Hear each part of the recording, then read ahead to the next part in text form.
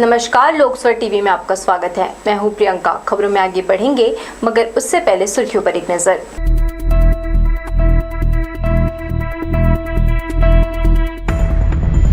राम के नाम पर वैतरणी पार लगाने से पहले मुख्यमंत्री अपने कर्म को भी ठीक करें, कहा रमन सिंह ने। प्रधानमंत्री मोदी के 9 साल के कार्यकाल को उपलब्धि भरा बताने बीजेपी नेता पहुंच रहे जनता के पास। जगह जगह हो रहे सम्मेलन। मरीमाई मार्ग की राह होगी अब आसान, चौड़ीकरण के लिए खूबसूरती के साथ उठाए जा रहे कदम। मितानिनों के संभागीय बैठक में मुख्यमंत्री की घोषणा पर अमल नहीं होने से नाराजगी, हड़ताल को लेकर बन रही रणनीति। और राजनीति छोड़ दूंगा मगर पद पाने नहीं जाऊंगा किसी दूसरी पार्टी में, कहा टीएस सिंहदेव ने। तो ये थे सुर्खियां और अब खबरें विस्तार से। भाजपा के महासंपर्क अभियान में शामिल होने रविवार को पूर्व मुख्यमंत्री डॉक्टर रमन सिंह बिलासपुर पहुंचे। छत्तीसगढ़ भवन में पत्रकारों से चर्चा करते हुए उन्होंने कहा, प्रदेश सरकार पूरी तरह से भ्रष्टाचार में लिप्त है और जगह जगह इसी वजह से ईडी के छापे पड़ रहे हैं। श्री सिंह ने कहा कि अगर आदिपुरुष फिल्म से लोगों की भावनाएं आहत हो रही है तो मुख्यमंत्री को पूरा अधिकार है फिल्म को बैन करने का। उन्हें इसका इस्तेमाल करना चाहिए। पूर्व मुख्यमंत्री डॉक्टर रमन सिंह ने भूपेश बघेल पर जमकर निशाना साधा। उन्होंने कहा कि राम का नाम ले लेने से वैतरणी पार नहीं हो जाएगी, कर्म भी अच्छे होने चाहिए। उन्होंने प्रदेश सरकार पर कई तरह के घोटालों में लिप्त होने का आरोप लगाया। राम के नाम लेने से वैतरणी पार हो जाएगी वो समझते हैं। अगर राम के अनुसार काम भी तो होना चाहिए। एक तरफ राम का नाम ले रहे हैं, दूसरी तरफ लगातार ईडी के छापे पड़ रहे हैं, लगातार शराब माफिया। छत्तीसगढ़ में रेत माफिया का ये हाल है कि अब तो शमशान घाट से राजनांदगांव में तो बॉडी सहित पूरा एक ट्रक रेत लेके आए, 20 किलोमीटर दूर पट के वहाँ पे बॉडी था, कंकाल था। ये कर्म हो रहा है भूपेश के राज में। रेत माफिया, शराब माफिया जिस प्रकार काम कर रहे हैं, जिस प्रकार लैंड माफिया कर रहे हैं, राम के नाम लेने से वैतरणी पार नहीं होती। कर्म भी अच्छे होना चाहिए। श्री सिंह ने कहा कि आगामी विधानसभा चुनाव के मद्देनजर छत्तीसगढ़ में धान खरीदी को लेकर घोषणा पत्र में कुछ नया सोच विचार दिखाई देगा। उन्होंने कहा कि विधानसभा टिकट के लिए नाम जोड़ने और काटने वालों में डॉक्टर रमन सिंह का नाम शामिल नहीं है। आदिपुरुष फिल्म को लेकर उन्होंने कहा कि उन्होंने अब तक फिल्म नहीं देखी है, मगर समाज की भावनाओं को अगर ठेस पहुंच रही है तो भूपेश बघेल को अधिकार है, फिल्म पर बैन क्यों नहीं लगा देते। भारतीय जनता पार्टी हमेशा विचार करती है, हमारे सोच की प्रक्रिया चल रही है और जब भी घोषणा पत्र आएगा हम इस विषय को उचित निराकरण करेंगे। इस बार नया पुराना क्या टिकट बांटने वाला और काटने वाला डॉक्टर रमन नहीं है। ये आदिपुरुष फिल्म को लेकर चर्चाएं चल रही है। मुख्यमंत्री कह रहे हैं कि अगर जनता विरोध करेगी तो उसको बैन कर दिया जाएगा। आपको क्या समझ? मैं तो आदिपुरुष देखा नहीं हूँ, मगर यदि आपत्तिजनक लगता है तो करना चाहिए, मुख्यमंत्री का अधिकार है, क्यों नहीं करते। टीएस सिंहदेव द्वारा संभागीय सम्मेलन में भाजपा नेताओं से मेल मुलाकात को लेकर दिए गए बयान पर टिप्पणी देते हुए रमन सिंह ने कहा कि भाजपा कांग्रेस के नेता आपस में मिलते जुलते रहते हैं, मगर टीएस सिंहदेव को तय करना है कि उनका भविष्य कहां सुरक्षित है। भाजपा ने सभी के लिए दरवाजे खोल रखे हैं। मिलने जुलने का क्रम तो जारी रहता है, राजनीति में विचार विमर्श का क्रम भी जारी रहता है। और टीएस सिंहदेव कांग्रेस में है तो क्या भारतीय जनता पार्टी के कार्यकर्ता उनसे मिलने नहीं जाएंगे, या हम लोग बीजेपी के हैं तो कांग्रेस के लोग मिलने नहीं आ सकते। तो ये तो प्रक्रिया चलती रहती है। अब वो राजनीतिक निर्णय उनको लेना है, वो खुद मैच्योर है, महत्वपूर्ण पदों में रहे हैं, उनको तय करना है कि उनका भविष्य कहाँ पे सुरक्षित। आप चाहते हैं कि वो जल्दी आ जाए? नहीं, कोई भी आता है भारतीय जनता पार्टी में तो हमने कहा है कि स्वागत है, सबके लिए हमारे दरवाजे खुले हैं। पूर्व मुख्यमंत्री ने कहा कि नरेंद्र मोदी के 9 साल प्रधानमंत्री कार्यकाल के पूरे होने के अवसर पर प्रदेश भर में महासंपर्क अभियान चलाया जा रहा है। 30 मई से 30 जून तक जगह जगह सम्मेलनों के जरिए कार्यकर्ता और आम जनता के बीच केंद्र सरकार की योजनाओं और राज्य सरकार की विफलताओं को पहुंचाने का काम किया जा रहा है। यही वजह है कि भाजपा का माहौल बन गया है और संसदीय सम्मेलन सभी तरफ सफल हो रहे हैं। लोकसभा टीवी के लिए कैमरामैन प्रदीप भोई के साथ इरशाद अली, बिलासपुर। आदि पुरुष फिल्म पर समाज की भावनाएं सामने आने के बाद भी भारतीय जनता पार्टी खुलकर इस फिल्म पर बैन लगाने के लिए ना तो धरना प्रदर्शन कर रही है और ना ही खुला बयान दिया जा रहा है। कुछ नेता मंत्री जरूर दबी जबान से फिल्म पर रोक लगाने की मांग कर रहे हैं। छत्तीसगढ़ भाजपा अध्यक्ष अरुण साव ने आदि पुरुष फिल्म को लेकर कहा कि उन्होंने अब तक फिल्म नहीं देखी है, इसलिए वह इस मामले में ज्यादा कुछ नहीं कह पाएंगे। उनके केंद्रीय मंत्री और मुख्यमंत्री भूपेश बघेल के बयान को भी याद दिलाने के बाद वो यही कहते रहे कि उन्होंने फिल्म नहीं देखी है। टीएस सिंहदेव के द्वारा भाजपा की हालत काफी खराब होने के बयान पर उन्होंने कहा कि टीएस सिंहदेव यह भाजपा के लिए नहीं बल्कि कांग्रेस पार्टी के लिए कह रहे हैं। कांग्रेस में इस वक्त भगदड़ मची हुई है, झगड़ा चल रहा है जिसकी वजह से जनता परेशान हो रही है। उन्होंने कहा कि आने वाले दिनों में भारतीय जनता पार्टी में और भी बहुत से लोग शामिल होने वाले हैं और भाजपा के बढ़ते ग्राफ को देखकर भूपेश बघेल अपनी हार स्वीकार कर चुके हैं। जैसे कहा कि मैंने अभी फिल्मों देखी नहीं है, लोगों के विचार जरूर अलग अलग प्रकार के सुनने में आ रहे हैं, लेकिन मैं भी एक बार मूवी देख लूं, उसके बाद ही विचार करके कुछ कहना ठीक होगा। भूपेश बघेल जी कह रहे हैं कि अगर विरोध आएगा तब हम इस पे बैन लगाएंगे। हाँ, ये बयान मैंने भी सुनी है। तो बीजेपी की तरफ से कोई क्लियर नहीं है किसी तरह का? हाँ, जैसे मैंने कहा कि मैंने स्वयं अभी वो मूवी देखी नहीं है, एक बार मूवी देखने के बाद फिर उस पर कुछ कहना ठीक होगा। आज ये बात टीएस सिंहदेव जी को कहनी क्यों पड़ी है, ये विषय है, पर ये सही है कि कांग्रेस में आज भगदड़ की स्थिति है और कांग्रेस के नेता जनता का सामना नहीं कर पा रहे हैं और इसलिए कांग्रेस की स्थिति खराब है। ये पता चल रहा है कैसे कांग्रेस के लोगों में आपस में इतना झगड़ा है और कांग्रेस के आपस के झगड़े का खामियाजा छत्तीसगढ़ की जनता ने भुगता है। परेशान हुई है छत्तीसगढ़ की जनता कांग्रेस के नेताओं के झगड़े से। शनिवार रात मोपका क्षेत्र में सामूहिक हनुमान चालीसा महापाठ का आयोजन किया गया। सर्व हिंदू समाज द्वारा आयोजित हनुमान चालीसा पाठ में लोग बढ़ चढ़कर हिस्सा लिए। इस मौके पर हनुमान प्रतिमा का स्थापना भी किया गया। मान्यता है कि हनुमान चालीसा सुनने या पढ़ने से शरीर के कई कष्ट ऐसे ही मिट जाते हैं। महापाठ के दौरान मौजूद हनुमान भक्त इसका श्रवण कर पुण्य लाभ लिया। बहुत अथक प्रयास के बाद जो है रवि रेजिडेंसी कॉलोनी में बजरंगबली की आज स्थापना हुई है और हम लोग बहुत ही प्रफुल्लित हैं और हम लोगों ने इसके लिए बहुत दिनों से प्रयास किया था, लेकिन अभी जाके हम लोग को सफलता मिली है। लेकिन आगे प्रभु की इच्छा।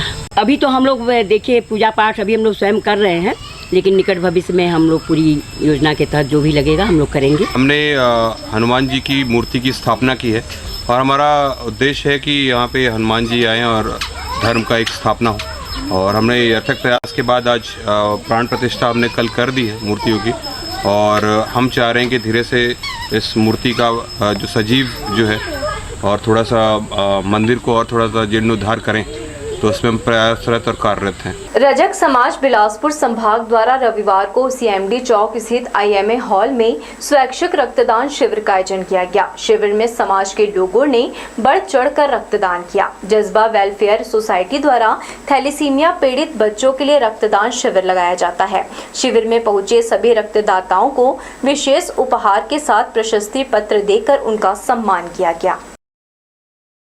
आरोहण वेलफेयर फाउंडेशन छत्तीसगढ़ केवट समाज द्वारा रविवार को प्रतिभा सम्मान कार्यक्रम का आयोजन किया गया। सीएमडी चौक स्थित लायंस भवन में आयोजित कार्यक्रम में केवट समाज के प्रतिभावान विद्यार्थी समेत समाज में पीएससी उत्तीर्ण करने और दूसरी गतिविधियों में सहयोग देने वाले लोगों को पुरस्कृत कर सम्मान किया गया। समाज के पदाधिकारियों ने बताया कि खेलकूद, शिक्षण, पर्यावरण और विभिन्न क्षेत्रों में समाज के युवा समेत अन्य लोग बढ़ चढ़कर भाग ले रहे हैं।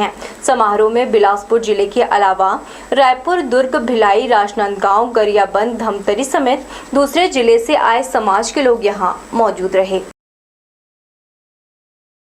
भारतीय जनता पार्टी के केंद्रीय संगठन से मिले निर्देश के बाद प्रदेश भर में महासंपर्क अभियान चलाया जा रहा है। छत्तीसगढ़ में आगामी विधानसभा चुनाव को ध्यान में रखते हुए भाजपा के छोटे बड़े सभी नेताओं को किसी न किसी माध्यम से आम जनता से जोड़ने के लिए कहा गया है। यही कारण है कि केंद्रीय मंत्री से लेकर पूर्व मुख्यमंत्री, विधायक, सांसद, संगठन के तमाम नेता विभिन्न सम्मेलनों के जरिए आम जनता को नरेंद्र मोदी के 9 साल और पूर्व की रमन सिंह सरकार के 15 साल के कार्यकाल की उपलब्धियां बताई जा रही है।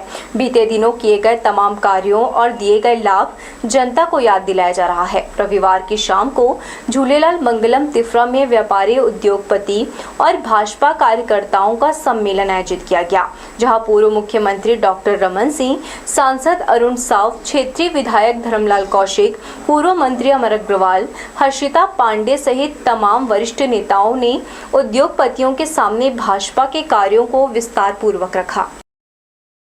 के बीच आने का अवसर मिला और ये विधानसभा क्षेत्र, यहाँ के उद्योग के बारे में चर्चा हो रही थी। मैं स्थानीय बातों में यही कहूँगा, चाहे सब्जी मंडी का निर्माण हो, शिल्पहारी के औद्योगिक परिक्षेत्र के निर्माण का हो, या इस क्षेत्र का इंफ्रास्ट्रक्चर का डेवलपमेंट का काम हो। उस समय विधायक के नाते, केंद्र मंत्री के नाते हमारे अग्रवाल जी हमारे साथी थे, धर्म कौशिक जी विधानसभा में अध्यक्ष थे। एक डेवलपमेंट पूरे संभाग का, पूरे बिलासपुर संभाग का कैसे हो सकता है, उसका रोड मैप बना के हम सब ने काम किया और निश्चित रूप से उसका नतीजा निकला और आज हम तेजी के साथ आगे बढ़ रहे हैं।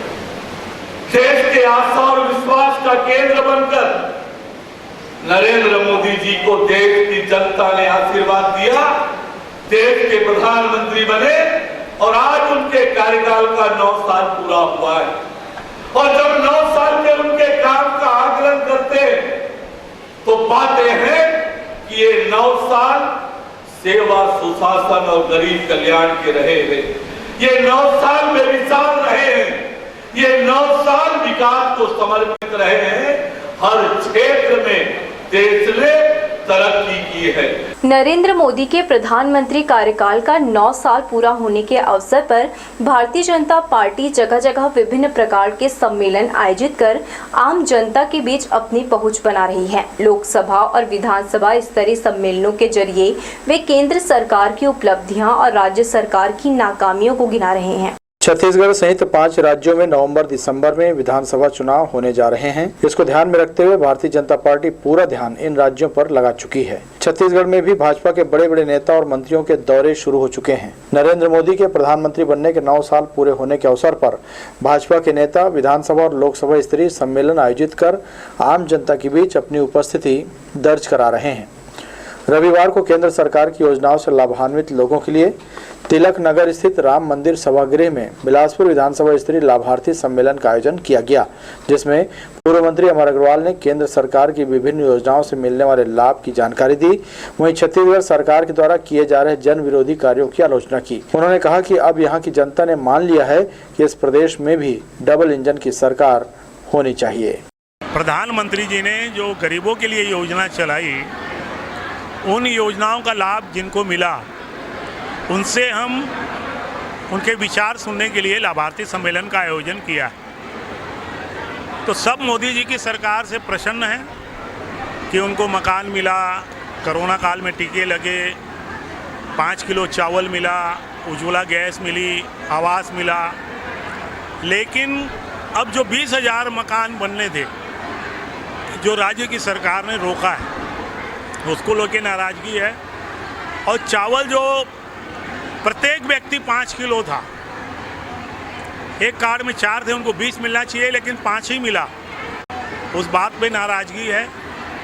निराश्रित पेंशन का जो इन्हें वादा किया था 1,000 का, उसके बात को लेके नाराज़गी है। तो वास्तव में आज इस प्रदेश का गरीब ये महसूस करता है कि इस प्रदेश में डबल इंजन की सरकार आवश्यक है। श्री अग्रवाल ने यहां मौजूद तमाम लाभार्थियों से केंद्रीय योजनाओं से मिले लाभ की जानकारी ली और राज्य सरकार के गड़बड़ घोटाले पर भी चर्चा की। इस मौके पर भाजपा नेताओं के अलावा लाभार्थियों की भीड़ देखी गई। लोकसभा टीवी के लिए कैमरामैन सतीश साहू के साथ इरशाद अली, बिलासपुर। मंगला क्षेत्र के पटवारी तालाब की सुध लेते हुए निगम द्वारा बोरिंग कराकर उसे पानी से भर दिया गया है, जो अब यहां आसपास के लोगों के निस्तारी और सामाजिक कार्यों के लिए उपयोगी साबित हो रहा है। मगर कुछ लापरवाह लोगों द्वारा इस तालाब में फिर से कचरा फेंका जा रहा है। आसपास के रहवासियों की माने तो वार्ड क्रमांक 13 के पार्षद के द्वारा दोनों ही निस्तारी तालाबों में किसी प्रकार का ध्यान नहीं दिया जा रहा है। यही वजह है कि शाम होती ही असामाजिक तत्वों द्वारा तालाब के पास शराबखोरी और अन्य गतिविधियों को अंजाम दिया जाता है। शराब की बोतलें भी तालाब में फेंक दी जाती है, जिस ओर किसी भी जिम्मेदार का ध्यान इस ओर नहीं है। मरम्मत कार्य के कारण घुरु अमेरी फाटक 12 घंटे के लिए बंद कर दिया गया था। रेलवे ने इसकी सूचना एक दिन पहले ही दे दी थी। कई लोगों को इसकी जानकारी नहीं होने से लोग यहां पहुंचते रहे। मरम्मत कार्य में लगे रेलवे के कर्मचारी रात भर रेलवे ट्रैक के सुधार कार्य में लगे रहे। मरम्मत कार्य पूर्ण होते ही फाटक को खोल दिया गया। लोगों की राह आसान बनाने आखिरकार सभापति शेख नजरुद्दीन आगे आए और 6 साल से अटका मगरपारा इलाके में बेजा कब्जा हटाने का काम शुरू हो सका। इस पहल से सड़क चौड़ीकरण का काम जल्दी शुरू होगा। मगरपारा से श्रीकांत वर्मा मार्ग के बीच स्मार्ट रोड बनाने धार्मिक भावनाएं बाधा नहीं बने, इसका समाधान कर लिया गया। इस मार्ग के चौड़ीकरण की राह आसान बनाने कब्रिस्तान की दीवार ढा दी गई। नगर निगम में सभापति शेख नजरुद्दीन मौके पर निगम अमले के साथ खड़े हुए और बिना किसी शोर शराबे की कार्यवाही को अंजाम दिया। इस पहल से अब ये सुनिश्चित हो जाता है कि जनहित में मरीमाई प्रवेश द्वार से लेकर श्रीकांत वर्मा मार्ग मुहाने तक तमाम बेजा कब्जा बिना किसी हो हंगामे के हटा दिया जाएगा। रोड है, ये बहुत मेन रोड से जुड़ने वाली रोड है और बहुत पहले से इसकी प्लानिंग थी। इसका 8 साल पहले सर्वे हो चुका था, फिर 6 साल पहले हुआ, फिर 2 साल पहले हुआ, 6 महीना पहले हुआ। लेकिन लोग अपनी मर्जी से नहीं चाह रहे थे, चौड़ीकरण चाह रहे थे, लेकिन अपनी मर्जी से नहीं हटाना चाह रहे थे। इसलिए हमको आज नगर निगम के अमले के साथ तोड़फोड़ की कार्रवाई करनी पड़ी। आने वाले समय पे जितने भी यहाँ जिसके भी मकान टूट रहे हैं, दुकान टूट रहे हैं, सबको एक अच्छा मार्केट मिलेगा, सबको तरक्की होगी, सबकी भलाई होगी, उनके परिवार को जो एक सुनिश्चित आय भी तय होगा और यातायात में बहुत ज़्यादा मतलब इसमें लोगों को लाभ मिलेगा। मरीमाई मंदिर के अलावा 50 से ज्यादा कच्चे पक्के मकान सड़क तक बने हैं। इनका कुछ हिस्सा तोड़ा जाएगा, जिससे ये सड़क नए स्वरूप में स्मार्ट नजर आएगी। कब्जा हटाते ही ठेकेदार काम शुरू कर देगा। कैमरामैन राजा खान के साथ दिलीप जगवानी, लोकसभा टीवी, बिलासपुर। शहर में रोजाना चौक चौराहों पर वाहन चेकिंग का दौर जारी है। सक्रिय उसलापुर ब्रिज के पास यातायात पुलिस और स्थानीय पुलिस की टीम ने वाहन जांच अभियान चलाया। इस दौरान छोटे बड़े वाहन चालकों को पकड़कर उनका चालान काटा गया। कार्यवाही को देखकर कई वाहन चालक रास्ता बदलते हुए देखे गए। पुलिस के इस जांच अभियान से बिना कागजात, हेलमेट और शराब पीकर वाहन चलाने वाले चालकों में हड़कंप मचा हुआ है। निजात अभियान के तहत शराब पीकर वाहन चलाने वाले लोगों के खिलाफ पुलिस लगातार कार्यवाही कर रही है। चकरभाटा पुलिस भी हाईकोर्ट छतौना मोड़ के पास वाहन जांच अभियान चलाया। इस दौरान शराब पीकर वाहन चला रहे ट्रक, हाईवा और ट्रेलर सहित लगभग 8 वाहन चालकों को पकड़ा। पुलिस इन सभी वाहन चालकों के खिलाफ धारा 185 के तहत कार्यवाही करते हुए न्यायालय में पेश किया। पुलिस की इस कार्यवाही से लोगों में दहशत है। भोजपुरी टोल प्लाजा के एक कर्मचारी का व्यवहार उसे उस वक्त महंगा पड़ गया जब एक भूतपूर्व सैनिक से हुज्जतबाजी कर गाली गलौज और जान से मारने की धमकी देने लगा। भूतपूर्व सैनिक पन्ना भारद्वाज ने इसकी शिकायत हिर्रे पुलिस से की। पुलिस मामला दर्ज कर टोल प्लाजा कर्मचारी मानवेंद्र प्रताप सिंह को थाना लेकर पहुंची और उस पर प्रतिबंधात्मक धारा के तहत कार्यवाही की। हम आपको बता दें कि इसके पहले भी भोजपुरी टोल प्लाजा में कई बार मारपीट और हुज्जतबाजी जैसी कई मामले सामने आ चुके हैं। बढ़ेंगे अहम खबरों की ओर, मगर इससे पहले सुर्खियों पर एक नजर।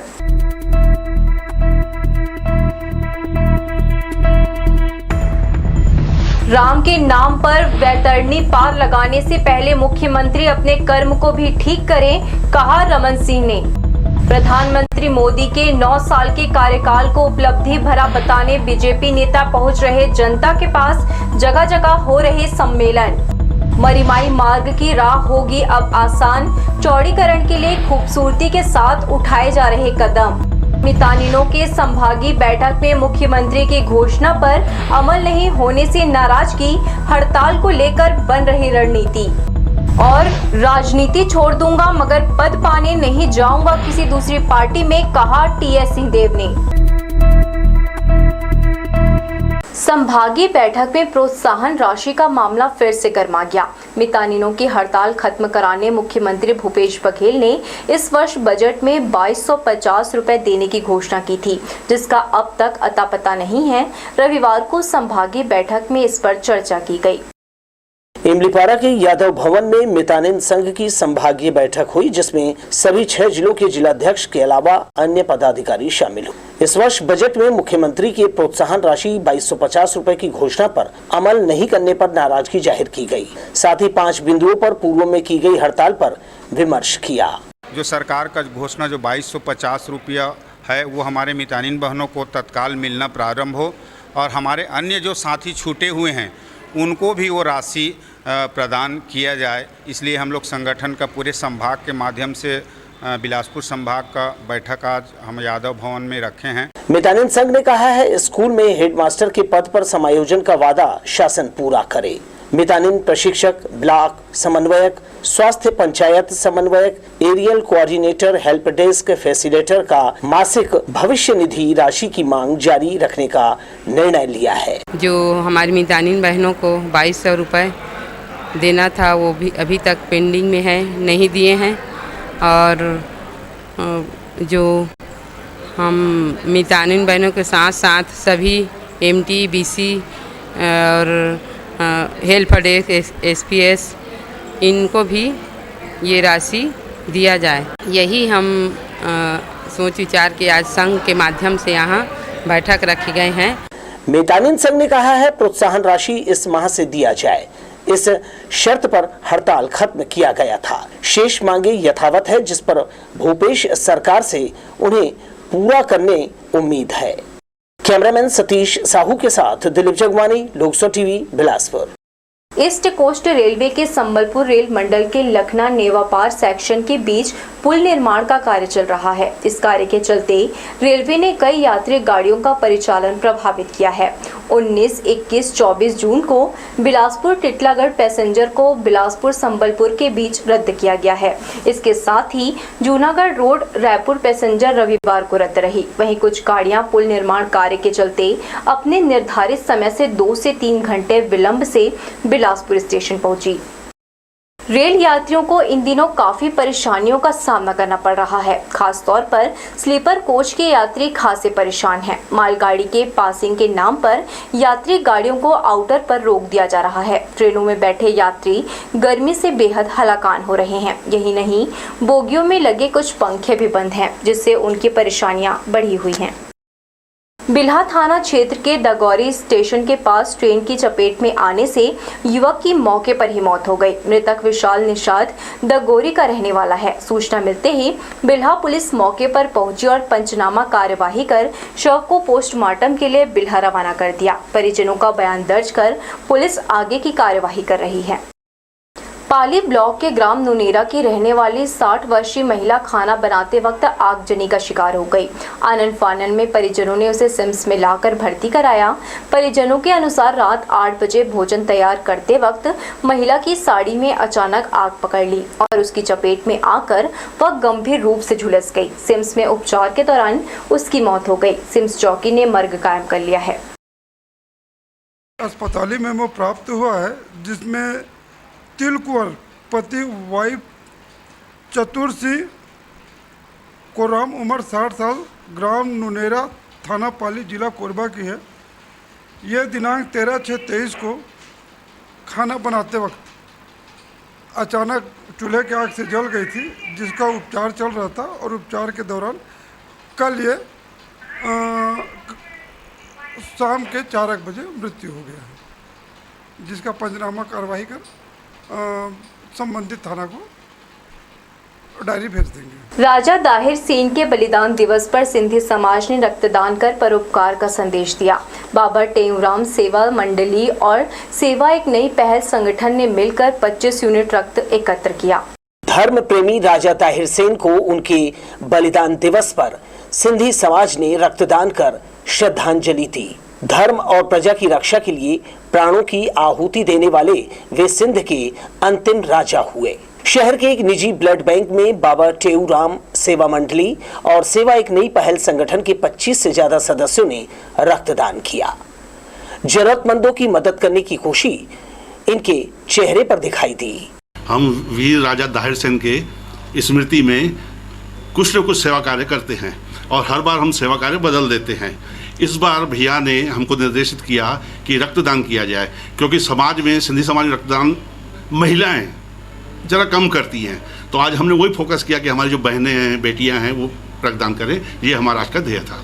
समाज की महिलाओं ने इस पुनीत काम में बढ़ चढ़कर हिस्सा लिया, जबकि रक्तदान का महत्व और इसके स्वास्थ्यगत लाभ जानकर युवाओं में उत्साह था। हमें मातृशक्ति से बहुत प्रोत्साहन मिला है। हम बहुत उत्साहित हैं और आने वाले वर्षों में हम इस कार्यक्रम को और व्यापक रूप में करेंगे। बाबा टेऊराम दरबार हरिद्वार से यहां पहुंचे संत यश साई ने रक्तदाताओं को प्रमाण पत्र प्रदान किया और कहा, समाज के प्रति उनकी भावना ईश्वर से मिले प्रेम के समान है, ये देने से बढ़ता है। कैमरामैन राजा खान के साथ दिलीप जगवानी, लोकसभा टीवी, बिलासपुर। बिल्हा के लक्ष्मी मोबाइल में हुई चोरी के मामले में पुलिस ने 24 घंटे के भीतर ही आरोपी को धर दबोचा। आरोपी विनोद निर्मलकर बिल्हा वार्ड नंबर 3 का निवासी है, जिसके पास से चोरी का सामान बरामद किया गया है। पकड़ा गया आरोपी लक्ष्मी मोबाइल शॉप में ही काम करता था, जिसके खिलाफ चोरी की धारा के तहत कार्रवाई की गई है। प्रदेश के स्वास्थ्य मंत्री टीएस सिंहदेव लगातार सुर्खियों पर बने हुए हैं। कभी सीएम बनने को लेकर तो कभी नाराज होकर भाजपा में शामिल होने की सुगबुगाहट। इन तमाम मुद्दों को लेकर जब उनसे बात की गई तो उन्होंने बड़े ही बेबाक ढंग से सारे सवालों का जवाब दिया। उनका कहना है उनकी पूरी पीढ़ी कांग्रेस के लिए समर्पित रही है, वे भी इसका पालन करेंगे। छत्तीसगढ़ में विधानसभा चुनाव बहुत नज़दीक है और इस वक्त हम तपस्या भवन में हैं। ये तपस्या भवन अंबिकापुर ज़िले में है और प्रदेश के दिग्गज या कहें कि मुख्यमंत्री के बाद अगर कोई शख्स हैं तो वो हैं टीएस सिंहदेव जी। आज हम उनके साथ बात करने के लिए आज यहाँ पहुँचे हुए हैं। हम जानना चाहेंगे कि चुनाव बहुत नज़दीक है, फिर से एक बार छत्तीसगढ़ में कांग्रेस की सरकार बनाने के लिए क्या करने जा रहे हैं, किस तरह की उनकी स्ट्रेटेजी है, बाबा साहब से जानेंगे। बाबा साहब, क्या स्थिति है चुनाव की, कैसे तैयारी कर रहे हैं, क्या चल रहा है? अभी तो कांग्रेस का पक्ष भारी दिखता है और भाजपा निष्क्रिय दिखती है तुलनात्मक। मैंने अपने राजनीतिक जीवन में या उसके अतिरिक्त भी जीवन में भाजपा को इतना कमज़ोर स्वरूप में पहले कभी नहीं देखा कहीं भी। अभी छत्तीसगढ़ में जैसे वो दिख रहे हैं, उन लोग बुरा ना माने, मैं एक केवल अपनी राय व्यक्त कर रहा हूँ जो मुझे दिखता है कि ऐसा मैंने भाजपा के स्वरूप को पहले कभी नहीं देखा। जनसंघ के समय भी मैं राजनीति में नहीं था, इच्छा भी नहीं रखता था, पर देखते थे, सुनते थे, गतिविधियाँ हो रही हैं, कुछ हो रहा है। अभी तो पता ही नहीं चलता है कि भाजपा है। ऐसा लगता है कि कहीं कुछ वो कर ही नहीं रहे हैं। मनोबल मुझे लगता है कि इतना टूट गया उनका पिछले चुनाव में। 15 साल सत्ता में रहने के बाद वो ये कभी नहीं सोच पाए होंगे कि हम 15 सीटों तक सिमट जाएंगे। और कांग्रेस की सरकार छत्तीसगढ़ में बनी, उसके बाद जितने भी स्थानीय चुनाव हुए लगभग सभी में भाजपा को बुरी शिकस्त से मिली। 3 उपचुनाव हुए, तीनों में कांग्रेस पार्टी जीती। एक भाजपा की सीट, वो 15 थे, अब 14 रह गए। 2 सीटें जोगी कांग्रेस की, जोगी जी नहीं रहे, उस चुनाव में कांग्रेस जीत के आई। देवव्रत भाई नहीं रहे, उस चुनाव में कांग्रेस उपचुनाव में जीत के आई। तो इसमें भारतीय जनता पार्टी की विफलता, पंचायती राज चुनाव, नगरीय निकाय चुनाव, उपचुनाव, इसमें लगातार उनकी जो स्थिति नेगेटिव बनी, यानी जीत हासिल वो नहीं कर पाए, कहीं कोई ऐसा सशक्त प्रदर्शन वो नहीं कर पाए। चौथा उपचुनाव मनोज मंडावी जी के डेथ के बाद कांग्रेस के पास सीट थी, वो भी फिर कांग्रेस के पास रह गई। उसमें भी एक माहौल बना था, ये बना था, लेकिन उपस्थिति उनकी ऐसी नेगेटिव सामने आई कि मुझे लगता है कि उसने इनका मनोबल एकदम गिराया हुआ है। हमारे को नए AICC के प्रभारी जो मिली हैं शैलजा जी, वो लगातार कोऑर्डिनेशन बढ़ाने की कोशिश कर रही हैं, मीटिंग्स ले रही हैं, स्ट्रैटेजीज बना रही हैं, और ये सिलसिला अब तो ज़्यादा समय भी नहीं बचा। आपने संभागीय सम्मेलनों का सिलसिला देखा, 5 संभाग की बैठकें हो गई। क्या लगता है बीजेपी की ये दुर्गति जिस तरह आप बता रहे हैं क्यों हुई, क्या कारण है, क्या आप लोग? सामान्य रूप से भाजपा के संगठन और RSS के संगठन के स्वरूप के अंतर्गत भाजपा की गतिविधियां होती हैं, उसमें उनके कार्यकर्ता निगलेक्टेड दिख रहे थे। ये एक आम वातावरण हम लोग को, मुझे कम से कम महसूस होता था। घोषणा पत्र बनाए, कितना संतुष्ट है, कितना उसको पालन कर पाए? 36 प्रमुख लक्ष्य हैं उसके और 280 कुल बिंदु हैं। अगर आप घोषणा पत्र के विभागवार हेडिंग वार आप उन बिंदुओं को गिनेंगे तो 280 बिंदु होते हैं, अलग अलग पहलू हैं उसके। और 36 प्रमुख लक्ष्यों को हमने हाईलाइट किया था, छत्तीसगढ़ के 36 लक्ष्य। तो ये हमारा टारगेट था कि वहाँ तक हमको पहुँचना है। तो मेरे दिमाग में लोगों ने वैसा समझा होगा कि नहीं, वायदे और लक्ष्य के बीच का अंतर मैंने अपने जहन में रखा था, अपने ज़मीर में मैंने उसको रखा था, लेकिन सीरियसली, गंभीरतापूर्वक कि ये हमको करना है। तो उसमें कई बिंदु आप देखेंगे, शुरू के जो बिंदु हैं, ऋण मुक्ति का लागू हो गया, कम से कम 2500 रुपये में धान की खरीदी हो गया, लागू हो गया, 355 रुपये में गन्ना खरीदा जाएगा, लागू हो गया, 1800 रुपये में मक्का खरीदा जाएगा, लागू हो गया, 4500 रुपये में मानिक बोरे में तेंदुपत्ता खरीदा जाएगा, लागू हो गया। शहरों में छोटे ज़मीन के टुकड़ों की बिक्री पे रोक लगा दी गई थी, उसको खोल दिया गया। बिजली बिल हाफ, 400 यूनिट तक बिजली बिल हाफ हम करेंगे। अभी आपने देखा होगा कि प्रियंका जी ने मध्य प्रदेश में जो कांग्रेस के लक्ष्य अभी 5 टारगेट किए हैं, उसमें 100 यूनिट फ्री, हमने तो 200 फ्री किया है, पहले 400 में हाफ, तो 200 यूनिट तक की सब उपभोक्ताओं को बिजली पिछले ही घोषणा पत्र में कांग्रेस सम्मिलित कर चुका था। उसमें यूनिवर्सल PDS लागू होगा, सबके लिए राशन कार्ड में सस्ता राशन उपलब्ध होगा। तो वो जो निर्णय अंततः हुआ कि इनकम टैक्स वाले हैं उनको एकदम फ्री वैसा ना किया जाए, तो 10 रुपये पे किया गया। हालांकि वो यूनिवर्सल फूड सिक्योरिटी में सबके लिए राशन कार्ड 1 रुपये भी है और 10 रुपये में भी है शेष के लिए। अगर मेरी आमदनी ज़्यादा है तो मैं 10 रुपये किलो में चावल ले सकता हूँ, और मैंने वो राशन कार्ड बना रखा है। क्या लग रहा है, 50 प्लस होंगे, 40 प्लस? हाँ, 100%। 50 प्लस, 50 से नीचे गए तब तो चुनाव हार गए। 45 से ऊपर हमको चाहिए, 46, पर 46 अगर आया तो फिर हमने काम भी किया है, तो स्वाभाविक है कि टारगेट 50 के तो ऊपर का होना ही चाहिए। के आसपास आए तो TS बाबा चुनाव में मुख्यमंत्री बन जाएंगे? नहीं, ये तो देखिए, मुख्यमंत्री की जो बात है एकदम क्लियर रहना चाहिए कि अपने से कोई मुख्यमंत्री देश की राजनीति में नहीं बनता, बहुत कम बनते हैं। ये रीजनल पार्टीज़ हैं, इनमें ऐसा लगता है कि तयशुदा है कि उन्हीं के नाम पे वो पार्टियां चल रही हैं तो वही बन जाते हैं। वो निर्णय की प्रक्रिया के थ्रू होता है। तो आज भूपेश बघेल जी मुख्यमंत्री हैं, चुनाव जीतेंगे तो पहला दावा उनका होगा, लेकिन ये नहीं है कि वो चुनाव की घोषणा हुई, बहुमत कांग्रेस का आ गया और भूपेश बघेल शपथ ले लेंगे। वो प्रक्रिया कांग्रेस की हाईकमांड की जो प्रक्रिया सीढ़ी होती है, प्रदेश के संगठन से लेके देश के लीडर्स के साथ कंसल्टेशन, फिर फाइनल सीनियर मोस्ट जो लीडर्स हैं वो तय करके होता है कि हाँ। क्या अगर 50 के आसपास आए तो बीजेपी अगर TS बाबा को सामने करती है या कुछ इस तरह का कोई समीकरण बनता है तो क्या सोचते हैं? यूपी इत्यादि में हम लोग देखते हैं कि कोई स्थायित्व या स्थिरता नहीं दिखती है अपने पार्टी के लिए कमिटमेंट की। कुछ लोग हैं, कई लोग हैं जो कमिटेड रहते हैं, कि कुछ लोग हैं या कई लोग हैं जो आते जाते रहते हैं। आज बीएसपी में हैं तो कल कांग्रेस में हैं, कल कांग्रेस में है तो परसों सपा में है, परसों सपा में है तो चौथे दिन बीजेपी में है। ये जो क्रिया चालू हो गई, और हमने हरियाणा में भी देखा कांग्रेस के कई लीडर्स हैं भाजपा में गए, आज मंत्री बने हुए हैं।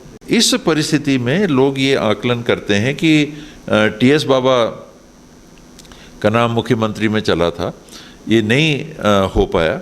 क्या तय है क्या नहीं, क्या हुआ था क्या बात है, तो अभी भी बंद कमरे के दरवाजे के पीछे ही है।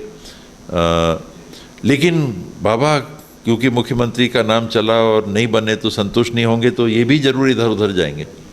आम आदमी पार्टी की बात आई, थर्ड फ्रंट की बात आई, टीएमसी की बात आई, एनसीपी की बात आई, सपा से तो पता नहीं, पर और पार्टियों की बात आई, भाजपा की भी बात आई। इसमें ये विश्लेषण जो लोग करते हैं, उन्होंने विश्लेषण कर लिया, तो उसमें जो फैक्टर टीएस बाबा का निजी है वो नहीं जोड़ा। कि मेरी जो निजी सोच है, जो व्यक्ति राजनीति में ही नहीं आना चाहता था और राजनीति से ही बेहद परहेज करता था और आज भी करता है, जिसे राजनीति कहते हैं, उसकी अपनी भी तो कुछ सोच है। टीएस सिंहदेव की जो सोच है वो आया राम गया राम वाली नहीं है। मेरा परिवार कांग्रेस से आज़ादी के पहले से जुड़ा रहा। मैं वैसा संयोग से वैसे हल्के विचार वाला आदमी नहीं हो कि आज कल कुछ। मैं राजनीति में नहीं रहूँगा वो संभव है, लेकिन भाजपा में जाऊँगा वो संभव नहीं। इसलिए मैं भाजपा में जाऊँगा किसी पद प्राप्त करने के लिए, वो मेरा काम करने का तरीका ही नहीं है। मैं कांग्रेस में हूँ किसी पद को पाने के लिए, ये मेरी सोच नहीं है। बड़ी अपेक्षाएं थी लोगों को, कैसे उनको कन्विंस करेंगे चुनाव के समय? सरगुजा में लोगों को अगर अभी भी कुछ उम्मीद है अपने पूर्व महाराज या उनके परिवार से, तो राजनीतिक मंच में, राजनीतिक परिवेश में कौन सी पार्टी हमारे लिए, कांग्रेस ने हमारा लिया तो हम सीधे जनसंघ के पास जाएं, रामराज परिषद के पास जाएं। कांग्रेस ने तो हमारा लूट लिया, हम तो यहाँ के महाराजा थे। ये मैं नहीं जानता कि मेरे पूर्वज क्या सोचते थे, लेकिन मैंने देखा क्या, मैंने तो ये देखा कि जिन्होंने राजपाट लिया, हमारे पूर्वज तो उसी पार्टी से चुनाव लड़े और विधायक बने 1952 में। अभी पूरे छत्तीसगढ़ में हिंदूकरण बहुत, मतलब कठोर हिंदुत्व को कांग्रेस अपना रही है। क्या लग रहा है कि अब अल्पसंख्यक या मुस्लिम वोट या इस तरह की अब उनको आवश्यकता नहीं, क्योंकि वोट बैंक का सवाल? भारतीय जनता पार्टी ने राष्ट्रीय स्तर पे और नीचे तक आप हर प्रांत में उसको ले जाइए, हमेशा ये कोशिश की कि कांग्रेस का जो वोट बैंक है, जिसको हम वोट बैंक कहते हैं, इसको हम कैसे नुकसान पहुंचाएं। चुनाव होते थे देश में, वोट गिरते थे, तो क्या कांग्रेस को 80 वोट मिलते थे 100 में? क्या 1 लाख वोट गिरे, आपको 40,000 वोट मिले और आप जीत जाते हो, तो 60,000 तो खिलाफ गए। तो ये जोड़ तोड़ लोगों ने किया कि कांग्रेस तो जीतती जा रही है, जीतती जा रही है, जीतती जा रही है, कैसे करें। तो जनता पार्टी जब बनी थी उसमें इस सोच का निचोड़ निकला कि सब एक हो जाओ, कांग्रेस हार जाएगी। कांग्रेस को 42% वोट मिलते होंगे, 45% वोट मिलते होंगे, जो भी परसेंट वोट मिलते हैं 50 से कम हैं, तो बाकी लोग एक हो जाओगे तो कांग्रेस हार जाएगी। और वो हुआ। छत्तीसगढ़ में ईडी और सीबीआई इस तरह का जो इस्तेमाल हो रहा है, क्या लगता है राजनीतिक कारणों से है, क्या वास्तव में कुछ कमियां पा रहे हैं इस कारण ये सब चीज़ें? दोनों चीज़ है। एक तो इसका राजनीतिक पहलू स्पष्ट दिख रहा है, और छत्तीसगढ़ में ही नहीं पूरे देश में दिख रहा है कि जहाँ कोई चूँ-चाँ करता है या कुछ उल्टा बोल दिया दोनों दाढ़ी वाले बाबा लोग के खिलाफ या भारतीय जनता पार्टी के खिलाफ, तो सबसे पहले तो वो देशद्रोही बन जाता है। आपने उल्टा बोल दिया तो फिर कुछ और, कहीं राष्ट्रवाद आ जाएगा, फिर कहीं पर कार्रवाइयाँ चालू हो जाएंगी तुरंत। आप सामने अगर खड़े दिख रहे हो, ये गलत है कि आप संवैधानिक ऐसी इकाइयों का राजनीतिक दुरुपयोग अगर आप करते हैं तो ये अस्वीकार्य है। ये प्रजातंत्र में इसके लिए कोई जगह नहीं होनी चाहिए। राजनीति पे एक सवाल, जो देश में अभी चल रहा है कितना सही है? ये हमारा टारगेट आज के दिन अंतर्राष्ट्रीय मंच में होना चाहिए या हो सकता है क्या? विश्व की जो व्यवस्थाएं हैं वो आपको करने देंगी क्या? सुनने में अच्छा लगेगा कि हम तो और बड़े हो जाएंगे, तो किसी के कुछ लोगों के दिमाग में लगा अखंड भारत बहुत अच्छा, हम पूरा कब्जा कर लें, सबको कर लें। संभव है क्या? अभी तो कश्मीर में हम संघर्ष में हैं। तो ये जो सोच है राष्ट्रीय स्तर पे, मैं इससे सहमति बिल्कुल नहीं रखता। आयुष्मान को लेकर कितना आप संतुष्ट हैं कि आपने बहुत अच्छा किया? स्वास्थ्य विभाग में जो 4.5 साल में वो कितनी उपलब्धि बता पाएंगे? आयुष्मान कार्ड बंद होने का प्रश्न ही नहीं है। आयुष्मान कार्ड है क्या, ये तो लोगों को आप बताओ पहले। आयुष्मान कार्ड एक योजना है जिसके तहत पहले मनमोहन सिंह जी के समय में RSBY के नाम से, राष्ट्रीय स्वास्थ्य बीमा योजना के नाम पे एक कार्ड चला था जिसमें 50,000 रुपये तक का इलाज का प्रावधान उन्होंने रखा था। छत्तीसगढ़ में रमन सिंह जी की सरकार में उन्होंने शेष लोगों को, ये गरीबी रेखा का था, तो उनको भी मुख्यमंत्री स्वास्थ्य बीमा योजना के तहत यानी पूरे छत्तीसगढ़ में सबको एनरोल कर दिया था। मोदी जी प्रधानमंत्री बने तो उन्होंने आयुष्मान को लॉन्च किया। उन्होंने 5 लाख तक का हम कवरेज दे रहे हैं। तो आपने जो अनुभव की बात कही, तो सबसे पहला मेरा अनुभव स्वास्थ्य विभाग में जो हुए उनमें से आयुष्मान एक था, जिसमें मुझे ये बताया गया कि केंद्र सरकार का योगदान इसमें मात्र 50,000 रुपये का। 5 लाख का जो उनका प्रचार है वो मात्र 50,000 का है। मैंने कहा कैसे हो सकता है? देश के प्रधानमंत्री इसको बार बार कहते हैं, सारे उनके दल के लोग इसको पूरे पब्लिक के सामने रख रहे हैं, पूरा पब्लिक उसको मान रहा है कि 5 लाख रुपए की व्यवस्था केंद्र सरकार ने की है। उनने कहा सर है तो ऐसे ही। कहा क्या, मेरे को बताओ। तो पता चला कि प्रीमियम पड़ता है, केंद्र सरकार उस प्रीमियम को उपलब्ध कराती है और इंश्योरेंस कंपनी में जिन लोगों के प्रीमियम को पटा के राशि की आवश्यकता पड़ती है वो केंद्र सरकार देती है। वो कितना था? पहले 300 कुछ था, आज मान लीजिए 1102 रुपये है। तो केंद्र सरकार की योजना में 1102 रुपये के मान से इंश्योरेंस कंपनी को पैसा पटाया जाता है और केंद्र सरकार की जो नीति है उसके तहत जो 2012 के SECC सर्वे में गरीबी रेखा के नीचे पाए गए, मतगणना और SECC 11-12 में जो हुआ था उन तक सीमित है। अर्थात छत्तीसगढ़ में 38 लाख परिवार, RSBY 42 लाख परिवारों को मिलता था। RSBY उसको इनने आयुष्मान में किया, तो आज भी हम केंद्र सरकार से 4 लाख लोगों के लिए मांगते हैं, वो नहीं देते हैं। वो कितनों के लिए पैसा दे रहे हैं प्रीमियम? 38 लाख परिवार। छत्तीसगढ़ सरकार ने क्या कहा कि हम 1 रुपये किलो चावल लेने वाले सभी कार्डधारियों को 5 लाख रुपए के सुविधा देंगे। अर्थात जो परिवार गरीबी रेखा में 2012 की जनगणना में नहीं आए थे, SECC सर्वे में नहीं आए थे, उनको भी यदि उनके पास 1 रुपये किलो का राशन कार्ड है तो हम उनको 5 लाख तक के इलाज की उनके परिवार के लिए व्यवस्था देंगे। तो 38 लाख से ये बढ़ के हो गया है करीब 60 लाख। बाबा ने बहुत सारी बातें ऐसी की जो शायद बहुत लोगों को कम पता होंगी, फिर भी उन्होंने कहा कि कांग्रेस से वो कहीं डिगेंगे नहीं, हिलेंगे नहीं, चाहे कोई कितना भी कुछ भी कर ले, क्योंकि उनके खानदानी खून में है कांग्रेस। उन्होंने फिर से कहा कि कांग्रेस प्रदेश में फिर से सरकार बनाएगी। सीटों के आंकड़े से उन्होंने परहेज किया है। अंबिकापुर में कैमरामैन सुशांत सिंह के साथ इरशाद अली, लोकसभा टीवी। तो ये थी हमारी लोकसभा टीवी की तमाम खबरें। अगले बुलेटिन में आपसे फिर होगी मुलाकात। तब तक के लिए पूरी टीम के साथ प्रियंका को दीजिए इजाजत। नमस्कार।